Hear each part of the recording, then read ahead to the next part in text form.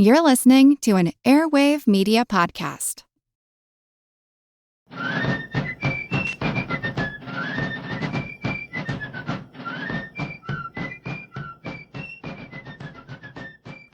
Hello, and thank you for joining the American Revolution. This week, episode 318, Peace Negotiations. Last week, we covered the negotiators who assembled in early 1782 to begin negotiating a peace treaty that would end the Revolutionary War. Benjamin Franklin called on John Adams from the Netherlands, John Jay from Spain, and Henry Lawrence from Britain to join him in France for those negotiations. The Americans were relatively new at international diplomacy. Franklin arguably had some experience from serving as a colonial representative in Britain for many years before the war. The others had served in Congress, where there was arguably diplomacy between the British colonies or states, but nothing like the international stage that they faced in 1782. The American diplomatic experience had been troubled from the beginning. Initially, back in 1776, Congress had sent Silas Deane to France to seek financial assistance from King Louis. Deane had incredible success, not because of any diplomatic skill, but because the French minister Vergennes saw a benefit to providing the British colonies with covert aid and used Deane as a conduit to get those supplies to the Americans. A few months later, Deane was joined by Franklin and Arthur Lee. Franklin had spent nearly 2 decades in Britain before the war, as I said, as a colonial agent. His reputation among the elites and in scientific circles made him a cause célèbre in France. Franklin very quickly acquired the greatest favor with the French government and the French aristocracy. Arthur Lee had been living in Europe for much of his life. He was the son of a prominent Virginia family, and Lee attended Eton College and the University of Edinburgh. He studied law and was making a living as a lawyer in London when the war began. Through his brothers in the Continental Congress, Lee received an appointment, along with Deane and Franklin, to negotiate the alliance with France. Lee did not get along at all with Deane or Franklin, who managed to get the treaty despite Lee's constant criticisms. Lee attacked Deane and Franklin in numerous letters to delegates in Congress. He eventually managed to have Deane recalled in 1778, falsely claiming that the secret loans Deane had obtained from France were actually gifts, and that Deane was going to keep loan repayments for himself. As a result, Congress recalled Deane and spent years investigating him in a way that did not seem interested in getting at the truth, but rather just destroying his career and reputation. With Deane gone, Lee focused on trying to destroy Franklin. This met with less success. Congress also recalled Lee a few months later. Lee spent several years back in America without any government assignments. Had he come from a less influential family, his public career probably would have come to an end. But in 1782, he returned to Philadelphia as a Virginia delegate to the Continental Congress. Lee seemed to have a paranoia that bordered on delusion. He seemed to think that everyone he worked with was either corrupt or incompetent.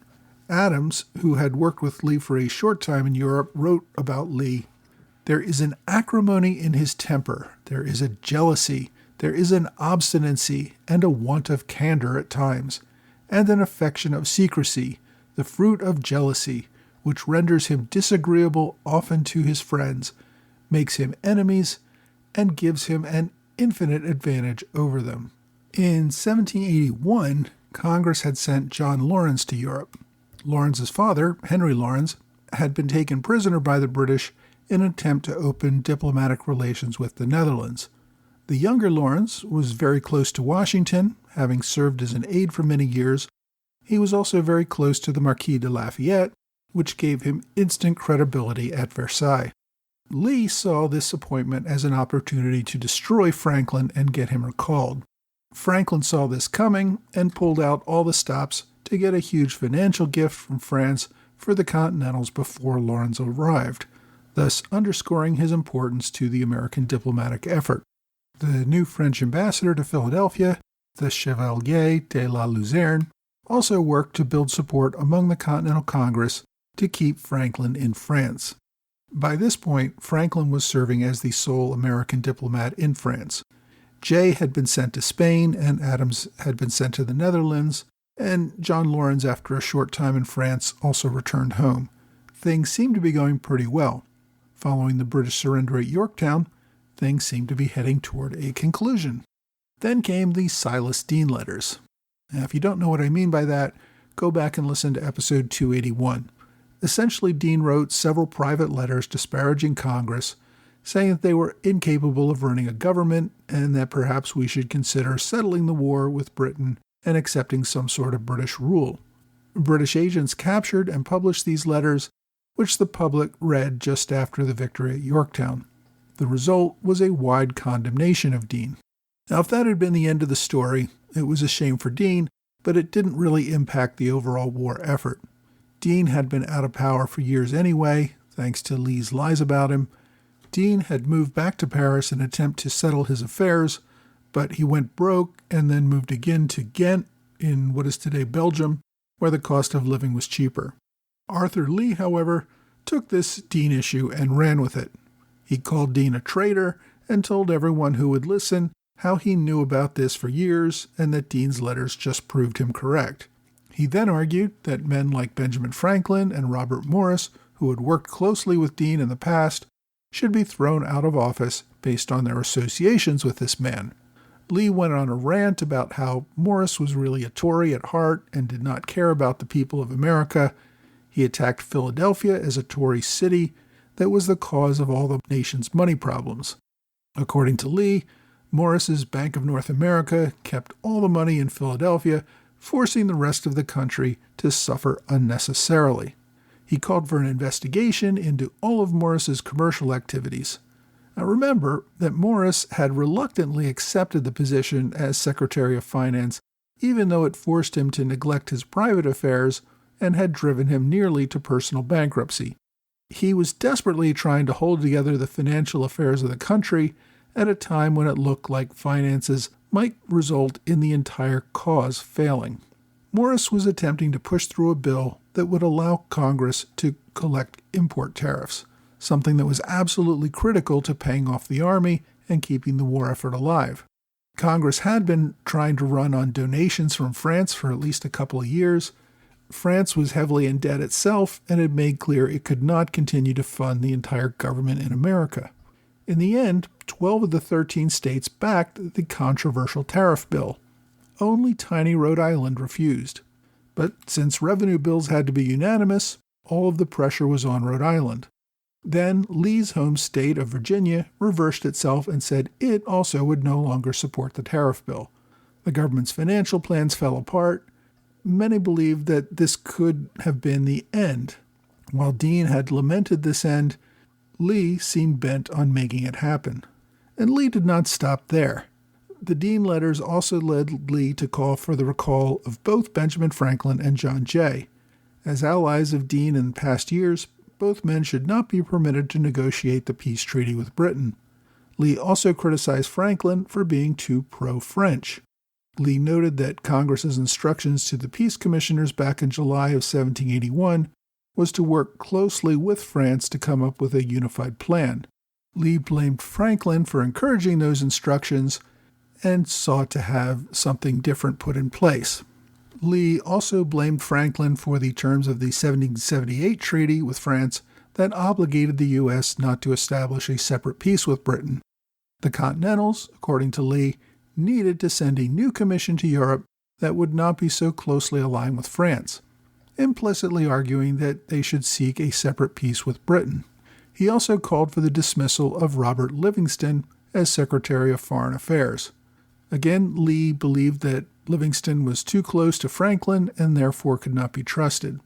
Some of Lee's supporters began to back this position and argued that Lee should replace Livingston and take over all of U.S. foreign policy. In August 1782, the French ambassador in Philadelphia, the Chevalier de la Luzerne, wrote a candid letter to Vergennes saying that it appeared Lee wanted to stop all progress toward a peace treaty and then take over all foreign affairs. Lee's actions seemed so counter to U.S. interests that Luzerne suspected that Lee might be in the process of betraying the U.S. in exchange for a reward from Britain for ending the war on terms favorable to Britain. While Lee was doing everything in Philadelphia to block progress on peace, Charles James Fox was doing something similar in London. After Shelburne became Prime Minister in July 1782, following the death of Lord Rockingham, Fox resigned his position in government and returned to the opposition in Parliament.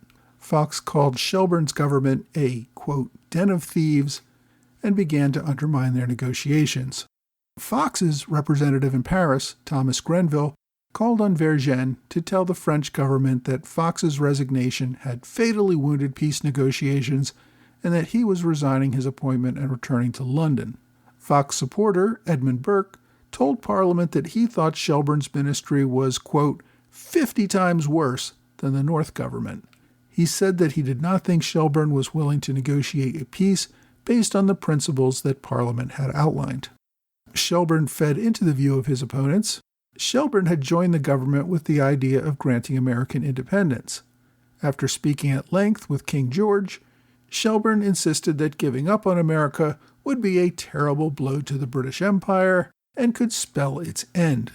Although he had called for American independence when he was working under Rockingham, he now seemed to pull back from that position.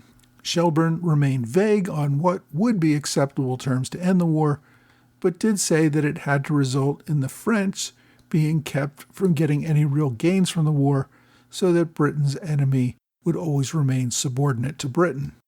Franklin was aware of the apparent change in tone in both Philadelphia and London. His fellow commissioners were not yet ready. Jay had arrived in France in late June, only to be stricken with influenza and unable to leave his sickbed for several weeks. Franklin also began talks without Vergennes. The French minister wanted Britain to provide the first proposal. Franklin thought that delay might result in peace talks coming to an end entirely. He knew that neither France nor the U.S. could continue the war financially much longer. He was ready to talk. Franklin told British negotiator Richard Oswald that there were 4 basic areas on which they had to agree. The first was full and complete independence for the U.S. Second was the settlement of boundaries between the U.S. and the British colonies in Canada and Florida. The third issue was western boundaries. Britain was pretty much claiming everything west of the Appalachian Mountains, being part of Quebec, and that was completely unacceptable. Fourth was fishing rights off Newfoundland. These were traditional commercial fishing areas for New England and were critical to its economy. Franklin, however, had not given up on compensation for all the damage that Britain had done in the war. He suggested several more matters if Britain wanted to have a good relationship with the U.S. after the war. One was a grant of £500,000 or £600,000 sterling to compensate for harm done to private parties during the war in America. Another was a public acknowledgement that Britain had been wrong to start the war. Third would be a commercial treaty giving American ships the right to free trade in all British ports, including Britain, Ireland, and the West Indies. And the fourth was giving up British Canada. Recall that last week I mentioned that Oswald had suggested that perhaps Britain might hand over all of Canada to the U.S. Unsurprisingly, when Oswald returned to London and conferred with Shelburne, it became clear that this was a non-starter.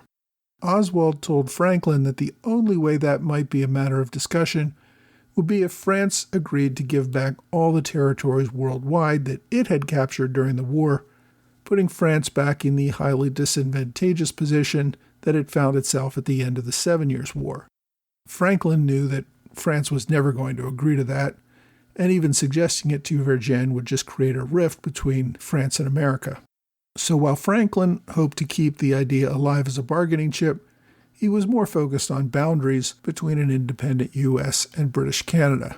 Around this same time, Franklin wrote to Benjamin Vaughan, a young man in Britain who was close to Lord Shelburne, but also a friend of Franklin's based on their shared love of science.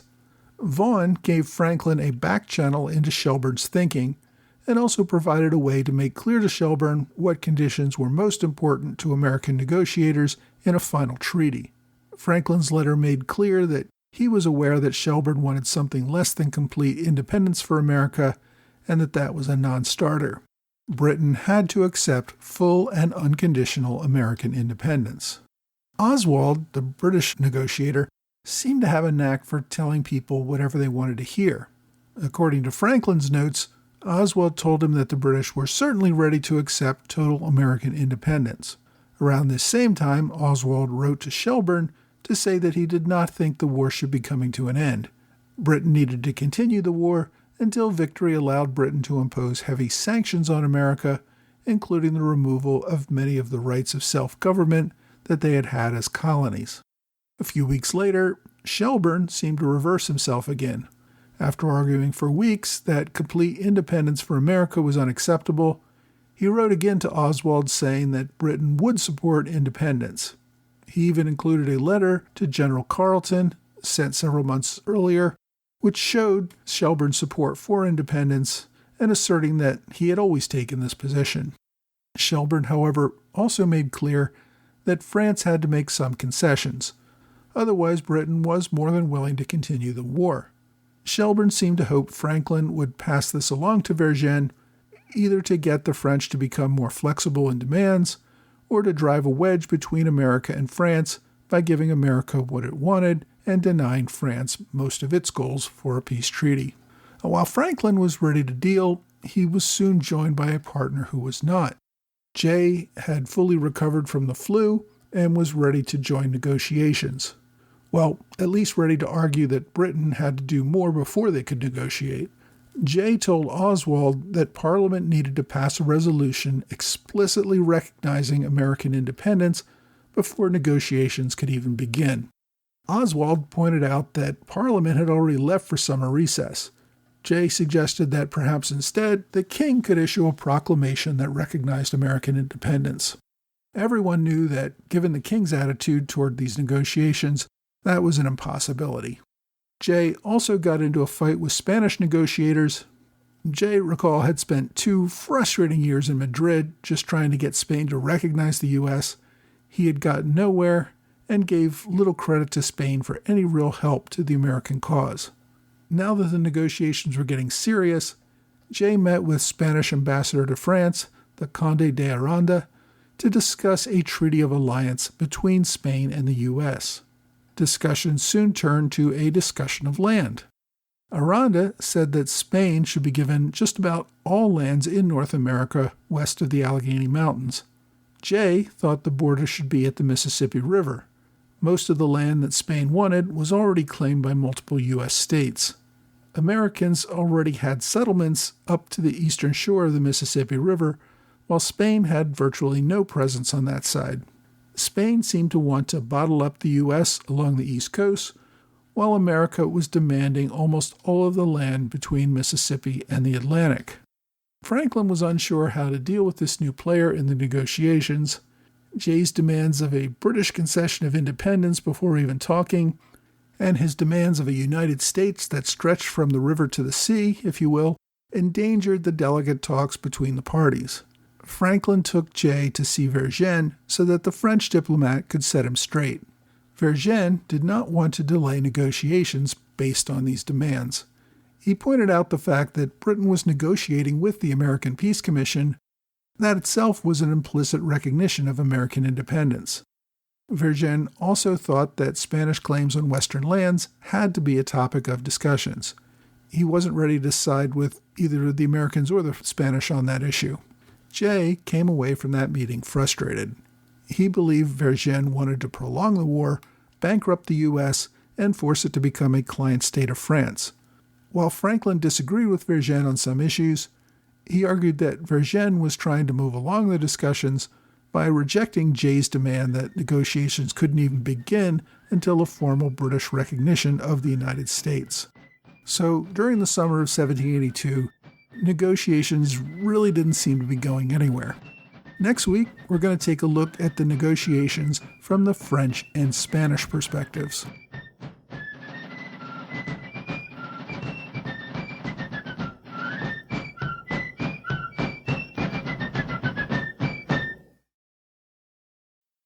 Hey, thanks for joining the American Revolution Podcast After Show, part of the Airwave Media Network. Thanks to my Patreon supporters in the Alexander Hamilton Club, George Davis, Mike Hager, John Celentano, and Michael Mulhern. Thanks to Robert Morris Circle supporters Richard McCabe and TJ Walker. I'm also pleased to welcome new supporters at the standard bearer level on Patreon, Brian Rome, Chris Mill, and Mark Ayers. Like everyone who supports this podcast at a level of $10 a month or more, they will receive a magnet each month with a different flag from the American Revolution. I also appreciate one-time gifts via PayPal or Venmo. Your support helps make this podcast possible. I hope everyone had an enjoyable Independence Day this past week. For most Americans, if they think about the Revolution at all, it's associated with this holiday. Now, this week, we looked at some of the forces that were working against the final treaty. In Britain, Lord Shelburne was being attacked from both sides.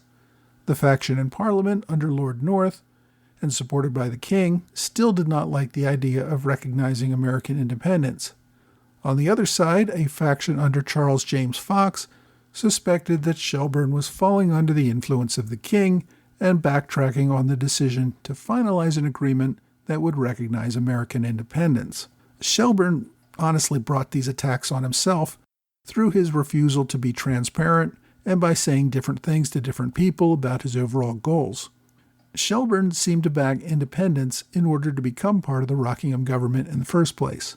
Then, after he became prime minister, after Rockingham's death, it seems as if Shelburne spoke with others, particularly the King, and began to back off on the idea of independence for America. Now, if he could have gotten an agreement that granted something less than full and complete independence, I think London would have seen him as a hero. So Shelburne at least wanted to explore those options before committing fully. Meanwhile, Fox and his cohorts, and I almost called them Fox and Friends, which of course has a very different meaning today. I should also mention I used the phrase from the river to the sea in the main episode when I described Jay's demand to extend the U.S. from the Mississippi River to the Atlantic. That phrase also has a very different meaning today, and I don't mean to draw any comparison other than the U.S. wanted a nation that extended from the coast to the Mississippi. No connection to the modern use of that term, which applies in a very different context. Anyway, Fox and his followers were very focused on establishing American independence.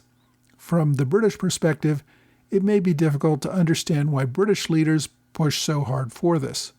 Initially, the idea was that independence would end the war with America so that Britain could focus more on France and Spain. But since this now was part of a larger treaty push that was going to include ending the war with all of the combatants, it's unclear to me why British leaders were so keen on independence. The other problem child we discussed this week, and we'll probably discuss more next week since he's not done trying to mess up the diplomacy, is Arthur Lee. I think if I had to pick one person who remained a patriot throughout the war, but who caused the most problems for the Patriots, I'd probably go with Lee. He seemed to have a fight with just about anyone who was effectively furthering the American cause. Most of this seemed to be in his own self-interest in knocking off other American diplomats so that he could be put in charge himself. And sadly, we've not heard the last of Arthur Lee. Before I give my book recommendation this week, I'm going to admit that I've been relying pretty heavily on Thomas Fleming's The Perils of Peace for this episode. But since I've already recommended that book, I'm going to recommend a different one, The Peacemakers, The Great Powers and American Independence by Richard Morris. This book looks closely at the years of negotiations that led to the Treaty of Paris. It's an older book, first published in 1965. The author was an academic who passed away in 1989. But during his life, he wrote many books about the legal history of the war, and particularly about John Jay. Because this book is so old, you may have a hard time finding a new copy, but there are many used copies available, and you can also borrow it on archive.org. So if this topic interests you, look for The Peacemakers, The Great Powers and American Independence by Richard Morris. My online recommendation is called The Peace Negotiations of 1782 and 1783. This is a print of an address that was delivered before the New York Historical Society in 1883, 100 years after the Treaty of Paris. It is available in book form. Although the book is almost 250 pages, only half of the book is related to that address. The second half is a series of appendices, which have a great many source documents about the treaty and those who negotiated it. It is available as a free download on archive.org, and as usual, I've included a direct link on my blog and website. My question this week asks, what is the song Yankee Doodle about? Now, hopefully we're all familiar with the song Yankee Doodle. It's probably the most famous song from the Revolution. I'll apologize in advance for my singing, but the most well-known lines from the song are, Yankee Doodle went to town riding on a pony, stuck a feather in his hat and called it macaroni. Yankee Doodle, keep it up, Yankee Doodle dandy. Mind the music and the step and with the girls be handy. So again, sorry for my singing. The first question everybody has is, all right, what exactly is a Yankee? There are several conflicting explanations for the word's origins. The most common one seems to be that it evolved from the Dutch word for John, Janke. Its oldest known use seems to apply to Connecticut mariners. Over time, its definition expanded, and by the time of the Revolution, it was meant to include all New Englanders, and the British, in fact, used the term generally to refer to all the colonists. The tune has been around for centuries and probably came to America as a Dutch folk tune. Richard Schuckburg, a British military surgeon stationed in New York, is believed to have written the lyrics in the 1750s. Essentially, he's making fun of the colonists. A doodle is loosely translated to a hick or a hillbilly or a yokel. A dandy is someone who dresses very fancy. So essentially the song is saying that there's some hick who thinks he's really fancy riding on a pony rather than a real horse. He stuck a feather in his cap and called it macaroni. The term macaroni meant really over the top, fancy and fashionable. So just sticking a feather in your hat and thinking you were being really over the top fancy is something only a hick would think. A modern equivalent might be pinning a carnation to your t-shirt and thinking that you were ready to attend a formal black tie event. The lyrics were added and changed over time, but essentially the song is about an uneducated doofus who is full of himself and thinks he's the greatest thing out there. This leads to the question, well, then why did the Americans adopt this song?